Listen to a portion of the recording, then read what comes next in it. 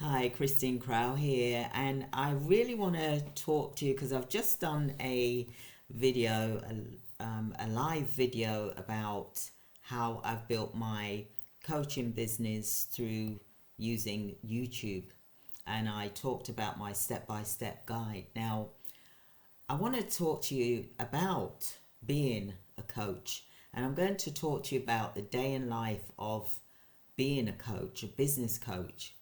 Now, what I do is I get up early in the morning, like I'm just giving you an example here. 4:45 in the morning, I go downstairs and I start hitting my exercise. I start straight into my exercise at 5 a.m., for example.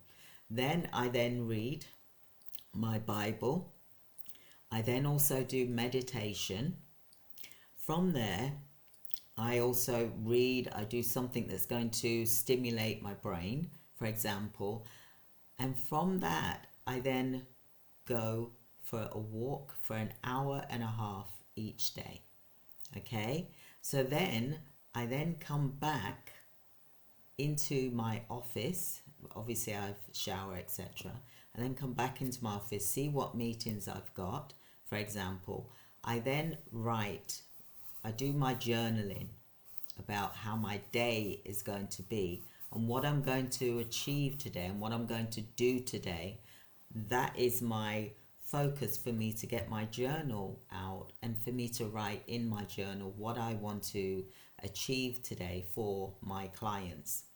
And sometimes you don't get to finish everything that you wanted to do in those blocked hours. So I usually block myself off 90 minutes at a time and I work on my client's work. That means I'm looking at the file, I'm then doing some research work that's going to benefit my client. I also speak with organizations that can offer my clients work, for example, and I also look for any contracts possibilities that will be suitable for my client.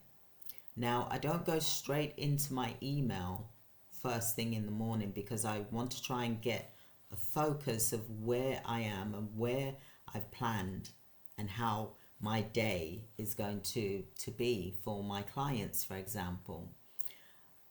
I block off the 90 minutes at a time. I then take a 10-minute break and then I go straight back into the 90 minutes. Again, working on my clients' files, for example, and this is multiple clients. You must imagine yourself as a business coach, if this is something that you want to do, like you're juggling a ball, for example. You're juggling two balls and you're trying to also multitask, but with two people, for example.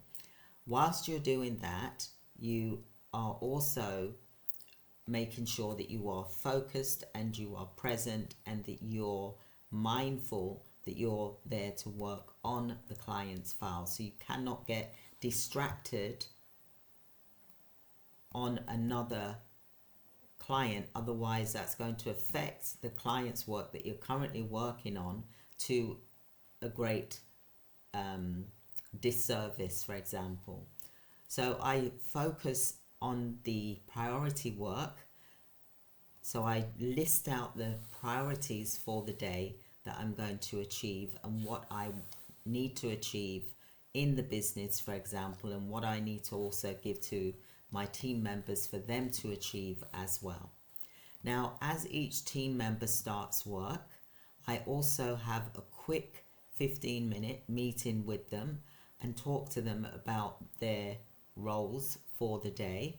And I also get them to show me their screen of what they are working on to make sure that it's all in alignment with what has been agreed, for example.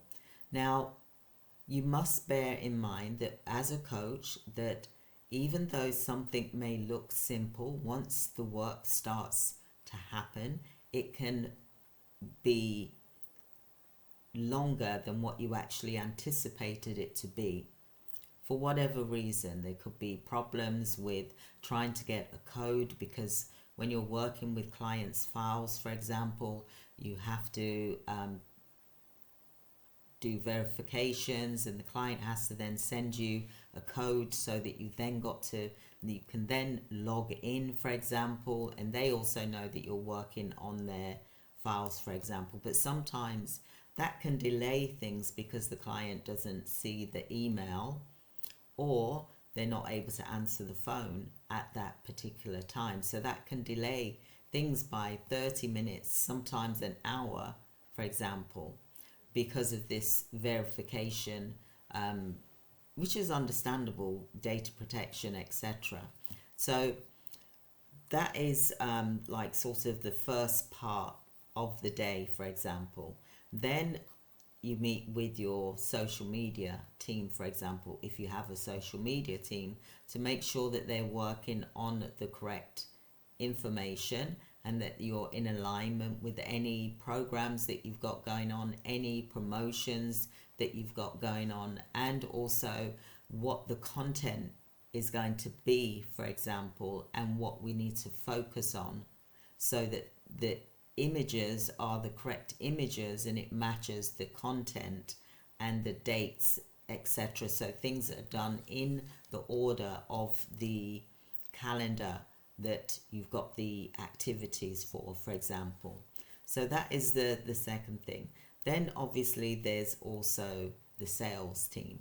So there's the meeting with the sales team, which usually is about 15-20 minutes, just a quick discussion about the sales for the day, and also what sales is due to come in and what is also outstanding, for example, and also what email marketing, etc., is going to be sent out, for example. So I'm giving you the day in the life of a business coach as well as consultant, for example. Then what happens at that point, I always schedule my meetings for the afternoon from 2 o'clock onwards. So between 2 and 5 p.m. I do meetings with clients. Now, sometimes these meetings can be 30 minutes, sometimes it can be 15 minutes, sometimes it can be 1 hour, depending on whether it's a complex situation, then it can be an hour. But really, the meetings should be no more than 30 minutes, because really at the end of the day, you speaking all that time is not going to get the work done. So you need to say what you need to say and move forward with getting on with what work needs to be done next, because the time for the client is valuable as well as your time is valuable.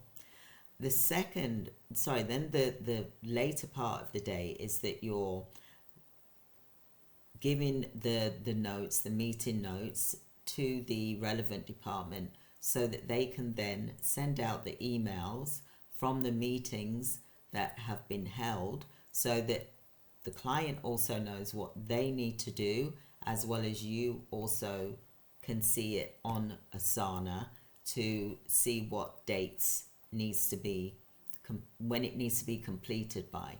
So everybody is typing in Asana, for example.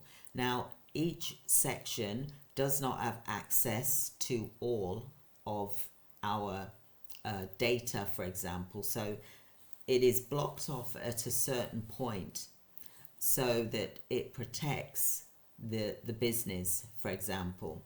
Now, the next thing that happens from there, once I've finished the meetings with the clients and the notes have been passed on to the relevant departments, the next thing that I work on is my YouTube. Okay, so I work on my YouTube in the morning before I start work at 9 o'clock, for example, with my clients' files, and then I'm also working in the evening from 5:30, for example, 5:30 to up to 10 o'clock, for example. I'm working on YouTube, because it's important to work on the marketing and the promotional side as well.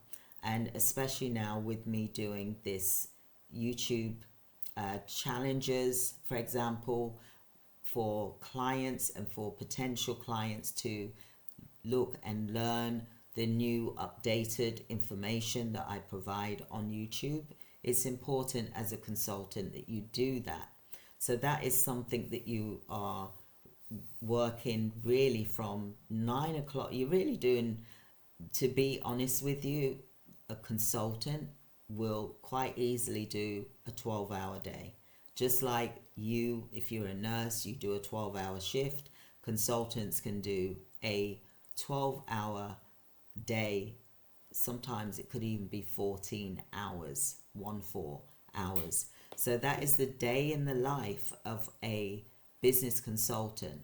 Now that is even without travel time. So imagine if there was travel time involved, you wouldn't get much work done because you're traveling to work, especially if you're driving, for example. So then whilst you're driving, okay, so I'm giving you advice if you're a business consultant and letting you understand how the day works. If you are driving, then that would be the time that you would have your meetings whilst you're driving for a couple of hours, for example. Then that way you can still, have your meetings. But if you are doing work that needs to be done and you need to be at a computer, for example, then that would be when you take either the train, for example, instead of, being in your car. But I would use my meeting times for when I'm actually driving in my car.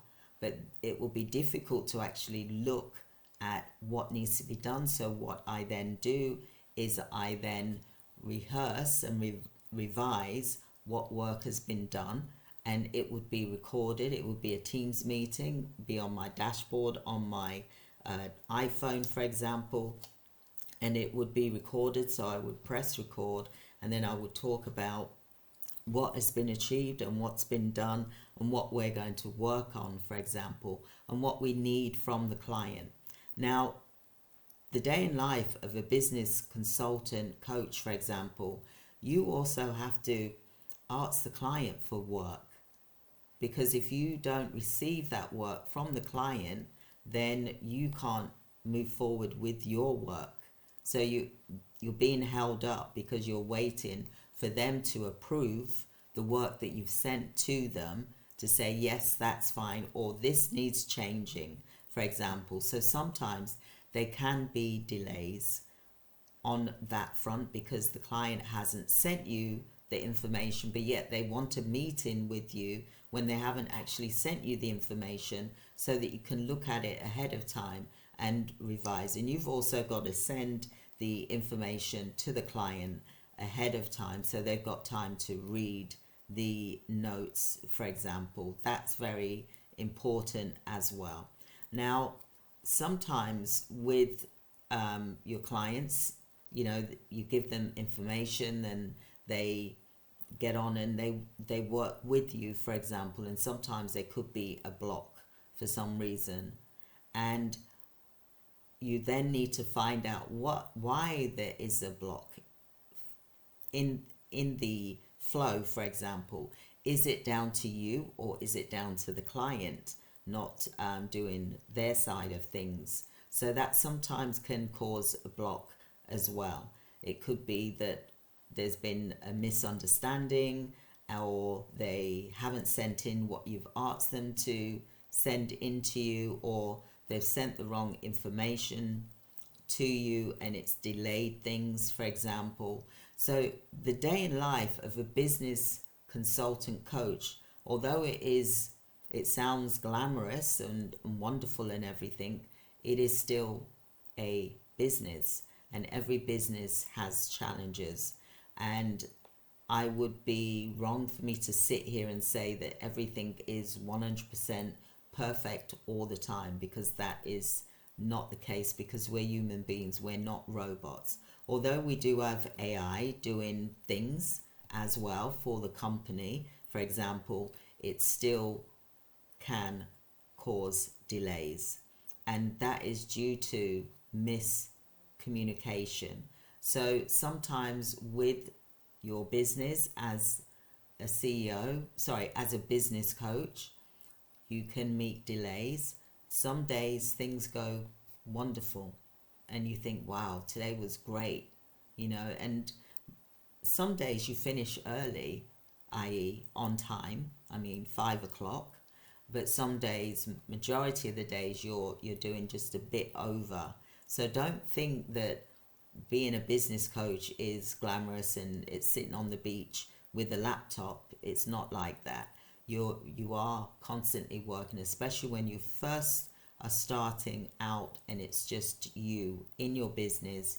You're working on your business like all day, for example, 12-hour, sometimes 14-hour days. But also, even when your business is established, you still are doing long days because you're going through the workload that's happened and just making sure that everything is making sense and that it's flowing nicely.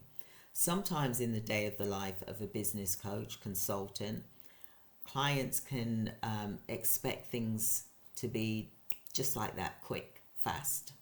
And it doesn't work like that because we also rely on third parties for them to respond to as well. So sometimes when we've submitted something and we're waiting for a third party to give us the information back, and we can't force that third party because, i.e., they are government organizations, there's nothing much that we can do.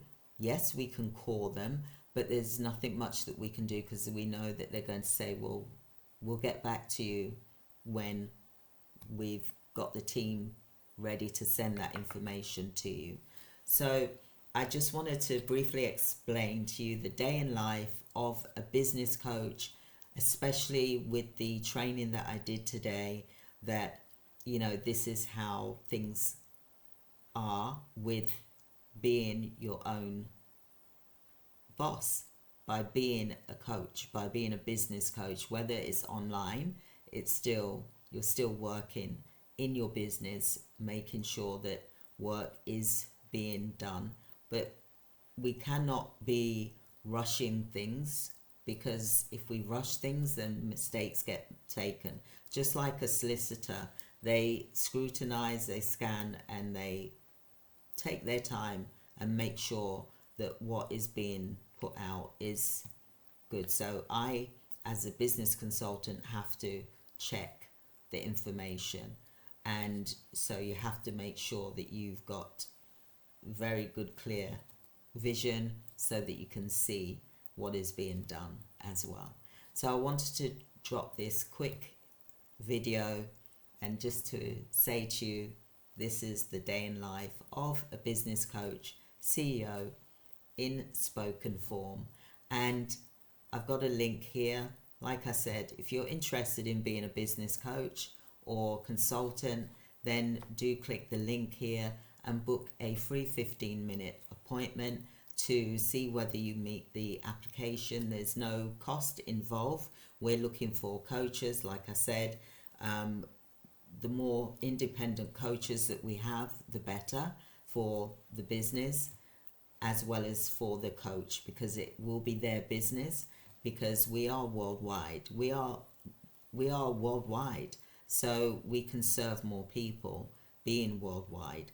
We're not just stuck in one location. So whether you're in America, whether you're in the UK, whether you're in Cyprus, whether you're in Canada, whether you're in Africa, Jamaica, wherever you are in the world, if you want to be a coach, then drop me a line and we will have a meeting to go through what's required from you. If you're experienced, then that's even great and wonderful, but we still would, do the training with you just so that you're in alignment with the goal for the client. So signing off for now, and I will speak with you tomorrow. I just thought I'd finish doing a video from the live that I did about how I became an online coach through YouTube, and you can do the same too. All right, so have a wonderful day, everyone. Take care. Thank you. Bye.